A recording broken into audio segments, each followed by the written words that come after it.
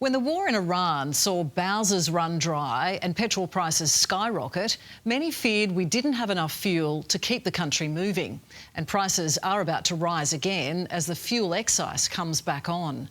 But a homegrown industry wants to flick the switch on a cheaper, cleaner alternative that would boost supply and our fuel security.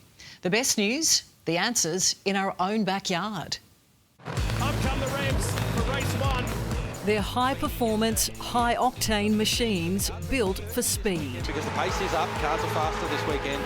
And while the roar of the V8 engines has never been louder, Through the fast right-hand sweeper, up to 265 kilometres an hour. the pungent smell of petrol is no more. Supercars run on plant-based power, a blend of 85% ethanol and 15% biogas. It's from the byproducts of the production of flour and wheat and starch. There's no crude oil from the Middle East used in any of our race cars. But it's not just for racing. Car lovers, after that supercar boost, are converting their engines to E85. Oh man, look at this place! ProFlow Performance in Western Sydney is a rev head's dream. The workshop wall-to-wall with souped-up and pimped-out rides. And where Brett Fletcher's babies were built. This is my 2015 HSV GTS, so obviously running on E85, very dear to us, and the most important one in the collection, the 1969 HK Monaro. That's your pride and joy? One of the most beautiful cars ever built. Wow. Brett is passionate about ethanol as a fuel. There's many performance benefits. You get a great deal more horsepower. You can often meet or even exceed, in many cases, the emissions of modern cars as well. So it's cleaner? Yeah, it is much cleaner. And does it smell different? Absolutely. It's very sweet. You'll often stand in front of the tailpipe and enjoy the aroma, as they Really? say. Yep. Smell a bit like vodka, maybe. Yes. And as boss of independent service stations Park Fuels, he's one of the few selling E85.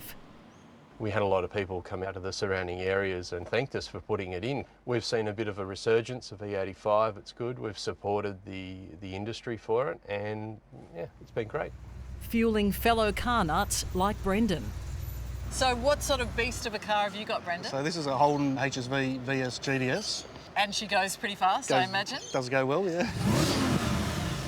And why do you run it on E85? A few reasons. The main reason is performance, so you can make a lot more power with it. He's willing to let me behind the wheel to test it.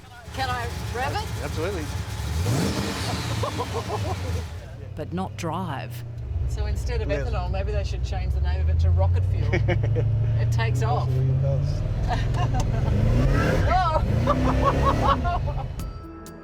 That extra power uses marginally more fuel than regular unleaded, but like the E10 ethanol blend mandated for use in Queensland and New South Wales, it's cheaper.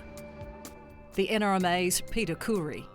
You pay less for E10 than any other fuel on the market. It is at least 2 cents a litre cheaper. And yet people don't use it. People don't use it because increasingly they think that it's going to hurt their engines when we know that's not the case. So has it been a scare campaign by the big oil companies? So unfortunately what we had in Australia, which didn't happen anywhere else, was a lot of misinformation around E10 and the use of it in your vehicles. So it doesn't damage your engine? You can't buy any fuel in the United States without some blend of biofuel, whether it's ethanol or biodiesel. If it was ruining engines, one could only imagine the catastrophe that would happen in that country, given that every car is using it. In Australia, if you're currently using regular unleaded, you absolutely can use E10. The motoring group backing a push to get more drivers using E10 and have ethanol blended in all Australian fuel. Australia has been missing out for decades. We can produce a lot of ethanol. We can use it in many of the cars on our road, and we should be doing it, considering the fact that the rest of the world is doing it as well. And while oil refineries have been shutting down, local ethanol producers are ready to ramp things up. The Manildra Group is a family-run Aussie agribusiness giant. Starting as a single flour mill in the 1950s, It's now a major processor for industrial and food products we use every day. So Deb, this is the start of our process where we're bringing Good Aussie grain. Good Aussie grain grown on the eastern seaboard of Australia in our wheat belt.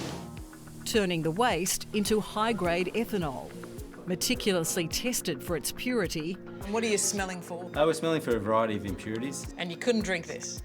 I mean, some grades we can, but this stuff, no, don't drink. The end product used in alcohol drinks and fuel. Manildra's Ian Hanrahan. So this is a bit like home brew on steroids. It is, Deb, it is. Welcome to the distillery here at Shoalhaven Starches. It's enormous. It is enormous. Manildra's 11 facilities include this site near Nowra on the New South Wales south coast. And it is massive. The biggest wheat, gluten and starch plant in the world and the biggest distiller of ethanol in Southeast Asia. 300 million litres of ethanol is produced here every year, but 70% is sold overseas, simply because there's no market here at home. We've watched as the rest of the world has seized this opportunity. In the US, for instance, 98% of all the petrol sold in that country is E10, and they're moving towards E15. The UK's standard is E10. 60 countries around the world now have some form of biofuels mandate, yet Australia is the outlier. It is frustrating. So these cars could all be running on E10? Absolutely. Shahana McKenzie heads up Bioenergy Australia, arguing more ethanol will boost our fuel supply and reduce our reliance on oil. So at the moment we're operating at around 38% capacity. Within our existing refining capabilities, we could significantly be contributing more into Australia's fuel system. And how quickly could the switch be flicked to ramp up production in Australia? Overnight. Aussie farmers growing the wheat and sugar used to make ethanol are on board. New South Wales grain grower Ian Gourlay.